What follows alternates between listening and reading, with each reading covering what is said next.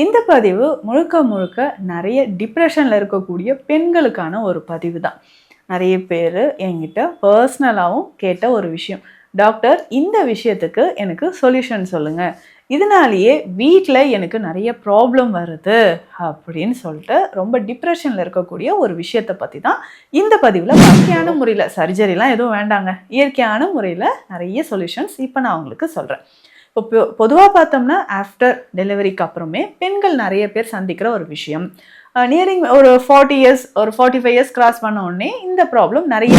இது என்ன ஆகுது, நம்ம ஃபீட் பண்ணி முடித்த உடனே கண்டிப்பாக தளர்வு ஏற்படுது. எப்படி நமக்கு ஆஃப்டர் டெலிவரிக்கு அப்புறம் வயிறு பகுதியில் இருக்கக்கூடிய தசைகளில் தளர்வு ஏற்படுதோ அதே மாதிரி நடக்கக்கூடிய இயற்கையான ஒரு இதுக்குள்ளேயே ஒரு ஆர்கியூமெண்ட்ல ஈடுபடுறது, ஹஸ்பண்ட் ஒய்ஃப்குள்ள நிறைய ப்ராப்ளம் வருது, இது எல்லாமே நீங்க தவிர்த்துக்கோங்க. சரி, இதுல என்னென்ன வழிமுறை இருக்கு டாக்டர், எனக்கு இந்த உடற்பயிற்சியோ இல்லை யோக பயிற்சியோ கை கொடுக்குமா? நிச்சயம் கை கொடுக்குங்க. தளர்ந்த தசைகள் இறுக்கம் அடைவதற்கு, இந்த சாகிங் பிரஸ்ட் நார்மல் ஆகிறதுக்கு என்னென்ன செய்யலாம்?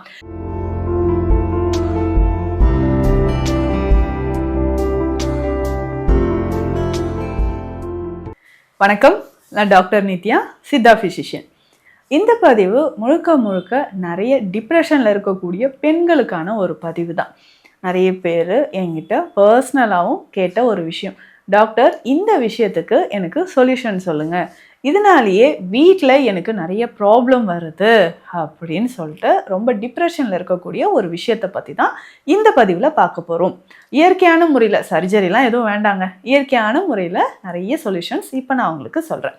இப்போ பொதுவாக பார்த்தோம்னா ஆஃப்டர் டெலிவரிக்கு அப்புறமே பெண்கள் நிறைய பேர் சந்திக்கிற ஒரு விஷயம், நியரிங் ஒரு 40 இயர்ஸ் ஒரு 45 இயர்ஸ் கிராஸ் பண்ண உடனே இந்த ப்ராப்ளம் நிறைய பெண்களுக்கு இருக்குங்க. பொதுவாக வயது ஆக ஆக நம்ம உடல்ல தசைகளில் ஒரு தளர்வு அப்படின்றது ஏற்படும். அந்த மாதிரி தான் பெண்களுக்கு பிரஸ்ட்லேயும் ஒரு தளர்வு ஏற்படுது. பிரஸ்ட் அப்படின்னு சொல்றது நார்மலா சாஃப்ட் டிஷ்யூஸ் அண்ட் கிளாண்ட்ஸ் இருக்கக்கூடிய, அதாவது பால் சுரக்கக்கூடிய சுரப்பிகள். ஸோ அந்த லாக்ரிமேட்டிங் கிளாண்ட்ஸ் அப்படின்னு சொல்கிறோம். இது எல்லாமே செப்பரேட்டாக லோபாக இருக்கும். அது எல்லாமே ஒன்றாக சேர்ந்து இருக்கக்கூடிய ஒரு உடல் உறுப்பு தான் இது. இதில் நமக்கு போனி ஸ்ட்ரக்சர் கிடையாது, only soft tissues and glands தாங்க இருக்குது. ஸோ இது என்ன ஆகுது, நம்ம ஃபீட் பண்ணி முடித்த உடனே கண்டிப்பாக தளர்வு ஏற்படுது. எப்படி நமக்கு ஆஃப்டர் டெலிவரிக்கு அப்புறம் வயிறு பகுதியில் இருக்கக்கூடிய தசைகளில் தளர்வு ஏற்படுதோ அதே மாதிரி நடக்கக்கூடிய இயற்கையான ஒரு விஷயம்தான். இதில் ரொம்ப டிப்ரெஷன் ஆகிறதுக்கோ இல்லை வீட்டில் கணவன் மனைவிக்குள்ள இதனால் ஒரு பிரச்சனை வர்றதுக்கோ இது சாதாரணமாக இயற்கையாக நடக்கக்கூடிய விஷயம். இது ஏற்றுக்கொள்ளக்கூடிய பக்குவம் எல்லாருக்குமே வேண்டுங்க. அப்படி இந்த தளர்ந்த இந்த தசைகளை நம்ம இறுக்கமடைய செய்வது எப்படி? பொதுவாக இது மார்பகங்களுக்கு மட்டும் கிடையாது. அடிவயிற்று பகுதியில் தசைகள் தளர்ந்துருக்கா, தொடை பகுதியில் தசைகள் தளர்ந்து உங்களுக்கு தெரியுதா, இடுப்பு பகுதியில், ஆர்ம்ஸில், கைகளில், அதுக்கப்புறம் தாடை கண்ண பகுதியில் கூட நிறைய பேருக்கு எனக்கு தொங்குற மாதிரி இருக்கு டாக்டர் அப்படின்னு சொல்கிறீங்க. இதுக்கு எல்லாமே இந்த வழிமுறையை நீங்கள் தாராளமாக ஃபாலோ பண்ணலாங்க. அப்போ உடலில் இருக்கக்கூடிய ஒரு உறுப்பு வயதின் காரணமாகவோ இல்லை தாய்மை அடைந்த பிறகு, தாய்மைன்றது ஒரு வரம், எத்தனையோ பேர் எவ்வளவோ நம்ம செலவு பண்ணுறோம், மன உளைச்சலுக்கு ஆளாகிறோம், அதன் பிறகு உடலில் நடக்கக்கூடிய இயற்கை மாற்றங்களை கட்டாயம் நம்ம எல்லாருமே ஏற்றுக்கணுங்க. எனக்கு 18 வயதில் 20 வயதில் இருந்த மாதிரியே தான் 45 வயதுலையும் நான் இருக்கணும் அப்படின்னு எதிர்பார்க்கறது இயற்கைக்கு மாறானது. ஆனால் வயதை நம்ம இளமையாக மாற்ற முடியும். அதற்கான நிறைய வழிமுறைகள் இருக்கு. இது நம்ம ஈஸியாக கொண்டு போயிட்டு அதுக்கான இயற்கை வழிமுறைகளை ஃபாலோ பண்ணவே தவிர ரொம்ப டிப்ரெஷன் ஆகுறது, மன உளைச்சல் ஆகுறது, நமக்குள்ளேயே ஒரு ஆர்கியூமெண்ட்ல ஈடுபடுறது, ஹஸ்பண்ட் ஒய்ஃப்குள்ள நிறைய ப்ராப்ளம் வருது, இது எல்லாமே நீங்கள் தவிர்த்துக்கோங்க. சரி, இதில் என்னென்ன வழிமுறை இருக்குது டாக்டர், எனக்கு இந்த உடற்பயிற்சியோ இல்லை யோக பயிற்சியோ கை கொடுக்குமா? நிச்சயம் கை கொடுக்குங்க. தளர்ந்த தசைகள் இறுக்கம் அடைவதற்கு, இந்த சாகிங் பிரஸ்ட் நார்மல் ஆகிறதுக்கு என்னென்ன செய்யலாம்? சில வகையான யோக பயிற்சிகள், முக்கியமாக நீங்கள் சூரிய நமஸ்காரம் பண்ணுறது, புஜங்காசனம் உங்களுக்கு ரொம்ப சிறப்பானதாக இருக்குங்க. மறக்காமல் திரிகோணாசனம் செய்யுங்க. இந்த ஆசன வழிமுறைகள் எல்லாமே தளர்ந்த தசைகளை உங்களுக்கு இறுக்கம் அடைத்து கொடுக்கும். அதே மாதிரி உணவு முறைகளை நான் என்னெல்லாம் சாப்பிட்டா தசைகளுக்கு ரொம்ப ரொம்ப நல்லது டாக்டர் அப்படின்னு கேட்டிங்கன்னா அதுவும் நான் சொல்கிறேன். சீட்ஸு, விதைகள் உங்களுக்கு ரொம்ப ரொம்ப ஹெல்ப்ஃபுல்லாக இருக்குங்க. ஸோ மறக்காமல் omega-3 ஃபேட்டி ஆசிட்ஸ் இருக்கக்கூடிய சீட்ஸ் எடுத்துக்கணும். இதில் கருப்பு எள்ளு நம்பர் 1 அப்படின்னா நீங்கள் ரொம்ப காஸ்ட்லியான விஷயங்களுக்குள்ளேயே போக வேண்டாம்.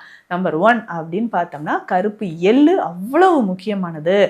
வேர்க்கடலை, ஸோ மறக்காமல் தவறாமல் நீங்கள் வேர்க்கடலையை பயன்படுத்திக்கோங்க. சரிங்களா? வேர்க்கடலை நம்பர் 2 அப்படின்னு நம்ம சொல்லலாம். ஸோ இதை தாண்டி வேறு என்னென்னலாம் டாக்டர் என்னுடைய தசைகளுக்காக நான் பயன்படுத்தலாம் அப்படின்னா, சித்த மருத்துவத்தில் பூனைக்காளி அப்படின்ற ஒரு அருமருந்து இருக்குங்க.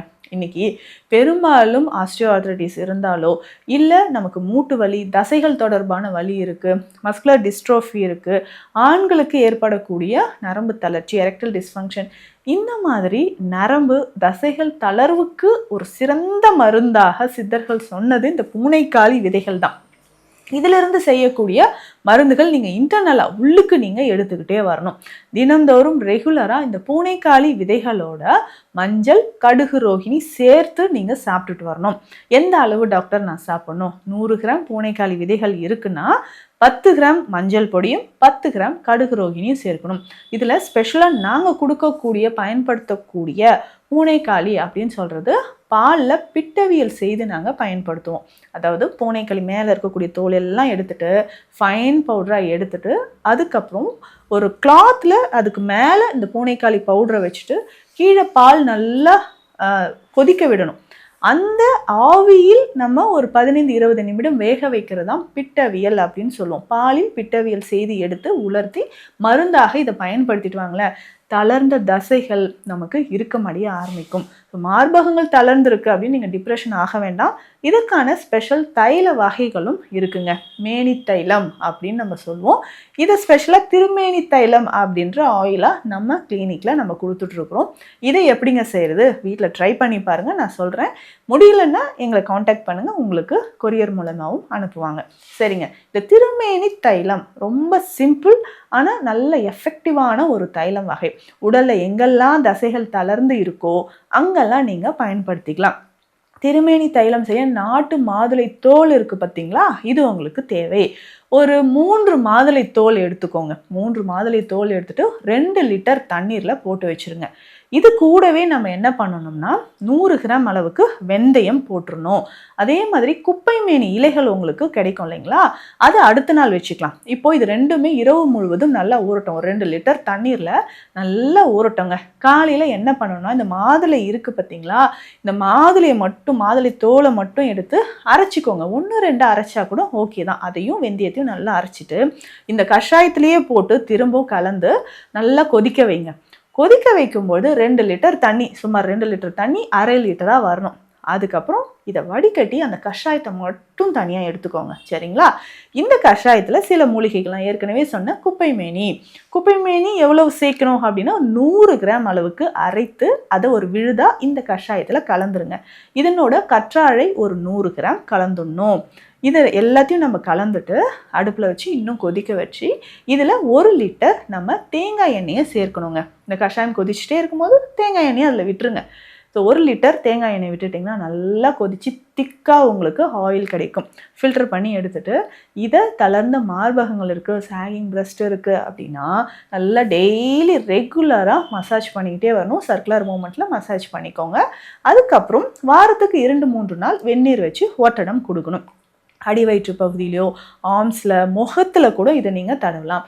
முகத்தில், கண்ணப்பகுதியில் தசைகள் தளர்வாக இருந்துச்சுன்னா அதை இறுக்கம் அடைவதற்கு இதை நீங்கள் பயன்படுத்தலாம். ஏன்னா மாதுளை தோல் நல்ல துவர்ப்பு சக்தி இருக்கிறது எல்லாமே தசைகளை இறுக்கமடைய செய்யும்.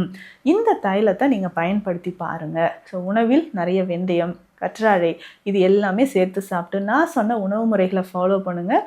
உங்களுக்கு நீண்ட நாளாக இருக்கக்கூடிய இந்த மன உளைச்சல் காணாமல் போகும். இது தொடர்பான மருத்துவ ஆலோசனைகளுக்கு ஸ்க்ரீனில் இருக்கிற நம்பருக்கு காண்டாக்ட் பண்ணுங்கள். நன்றி.